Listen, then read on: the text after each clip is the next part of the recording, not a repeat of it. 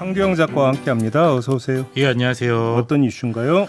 지난 13일 인천 서구 한 터널에서 40대 장애인 A씨가 전동 휠체어를 타고 이동하다가 50대 B씨가 몰던 승용차에 치이는 사고가 있었는데요.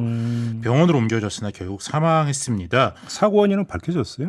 이제 운전자 B씨는 휠체어를 미처 보지 못해 속도를 줄이지 못하고 진술을 했는데요. 경찰이 이제 블랙박스를 확인한 결과에서도 당시 과속 상태는 아니었으나 B씨 진술대로 속도가 줄지 않은 것을 좀 확인했고요. 네. 음주 상태는 아니었다고 하는데 뭐 졸음이나 다른 부주 여부는 좀 수사를 해봐야 할 상황입니다. 경찰은 B씨가 이제 주거가 불분명하다는 이유로 일단 업무상 과실치사 여부로 구속영장을 신청할 계획이라고 밝혔습니다. 아니 그러면 이 휠체어가 인도가 아니라 차도로 이제 가고 있었다는 이야기가 되는 건가요? 그렇죠. 이제 휠체어는 도로교통법상으로 자동차가 아닌 보행자라서 인도로 다니는 게 원칙이긴 하고, 예. 또 이제 반대로 자전거나 전동 킥보드 등은 인도로 다녀서는 안 되는데 이게 반대되는 상황이 많죠. 오히려 전동 킥보드는 또 인도로 다니면 안 됩니까? 원칙적으로 그렇습니다.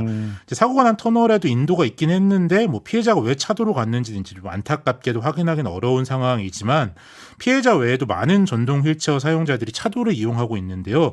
도로교통공단이 올 4월에 발표한 설문조사 결과에 따르면 수동이나 전동 휠체어 사용자 중 76.3%가 불가피하게 차도를 이용한 경험이 있다 이렇게 답변을 여기서 했습니다. 중요한 건 불가피하게네요. 그러니까 인도로 다니기 힘들다는 얘기잖아요. 그 얘기는.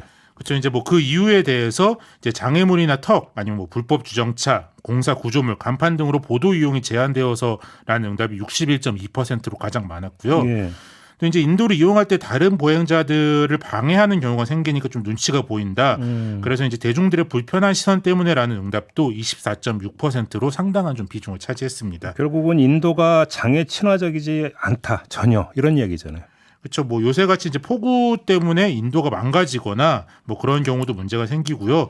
이제 요새는 또 공유 자전거나 공유 킥보드 때문에 네. 걸어 다니시는 분들도 좀 불편하다 그런 불만들이 많은데 휠체어 사용자들은 이런 자주 다니는 길이라도 이런 돌발 변수가 언제 생길지 모르기 때문에 어쩔 수 없이 차도로 다닐 수밖에 없다 그렇게들 말씀하시더라고요. 그러면 이 얘기는 언제든지 비슷한 사고가 또 그러니까 발생할 수 있다는 얘기잖아요. 그렇죠. 이제 앞선 도로교통공단 설문에서 휠체어 사용자 중 73.7%가 교통사고 위험을 겪었다 이렇게 대답을 했는데요. 이제 또 그중 그러니까 위험을 겪었다는 응답자 중에서 3명 중 1명은 월 3, 4회 그러니까 매주 한 번 이상 위험을 겪고 있다 이렇게 응답을 하고 있었습니다. 그래요. 특히 휠체어 사용자들은 충돌 상황에서도 이제 빠르게 피하기가 어렵기 때문에 네. 좀 이제 한 번 사고가 나면은 큰 사고로 이어질 가능성이 좀 위험하죠. 그렇다고 안 탈 수도 없는 거잖아요. 그렇죠. 이제 뭐 그런데 특히 근데 이제 대중교통 사용이 워낙 또 휠체어 사용자들이 어렵다 보니까 꽤 먼 거리를 가야 할 때도 어쩔 수 없이 전동 휠체어에 의존해서 가야 되는 경우가 좀 계속 발생하고 있는데요. 이제 뭐 그게 이제 계속 전장이 좀 주장하는 뭐 이제 장애인 이동권의 문제죠. 아니 장애인 콜택시라고 있잖아요. 예, 예. 이걸 이용하면 안 되는 겁니까? 먼 거리 갈 때는?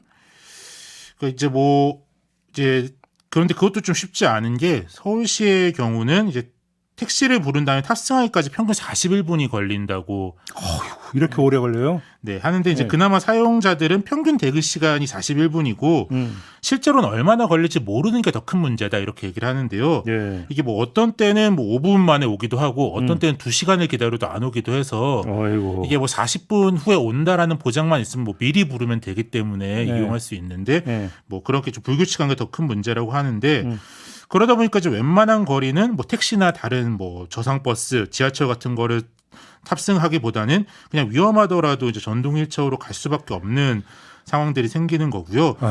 이제 먼 거리를 전동 휠체어로 가려다 보니까 차도를 이용해야 되는 상황이 어쩔 수 없이 발생하게 되고 그만큼 또 사고 위험도 같이 늘어나는 거죠. 이게 이제 큰 틀에서 본다면 모든 게 어디로 수렴이 되냐면 장애인 이동권 문제로 수렴이 되는 거잖아요. 그러니까 전장애인이 계속 시위를 했던 것도 결국 이 문제 아닙니까? 그렇죠. 이제 뭐 지하철 승강이나 저상버스 도입률이 낮은 건 이미 촌철님들이 여러 번 뭐 저희가 말씀드려서 알고 있을 텐데 네. 특히 이제 이번에 사고가 난 인천시의 경우 저상버스 도입률이 26.3%로 전국 평균 이하고요. 8개 특별시나 광역시 중에서는 7위로 이제 뭐 유독 좀 낮은 편이긴 합니다. 그러니까 장애인 콜택시 이용하자니 세워라 내워라고. 휠체어 타고 인도로 가자니 여러 가지 지금 장애물이 있어서 가기 힘들고. 그렇죠. 대중교통 이용하자니 인프라가 제대로 안 돼 있고. 어쩌란 말이냐 이런 거잖아요. 정리를 하면. 그렇죠. 이제 뭐 그러다 보니까 장애인들은 웬만하면 이동을 꺼리거나 특히 야간에는 이동을 안 하려고 하는데요. 그게 이제 뭐 삶의 질에도 큰 문제가 생기고 이제 뭐 특히 전동 휠체어를 타셔야 되는 분들은 이번 사건 보시면서 남의 일이 아니다. 참 뭐 그런 공감을 많이 하실 것 같은데 예. 이제 운전자나 휠체어 이용자도 더 주의를 하셔야겠지만 이제 좀 안전한 이동이 개인의 노력만으로 이루어질 수는 그러니까요. 어려운 문제인 것 같습니다. 갈 길이 멀다 이런 얘기가 되는 거네요. 알겠습니다. 자 이렇게 마무리하죠. 황두영 작가였습니다. 고맙습니다. 예, 감사합니다.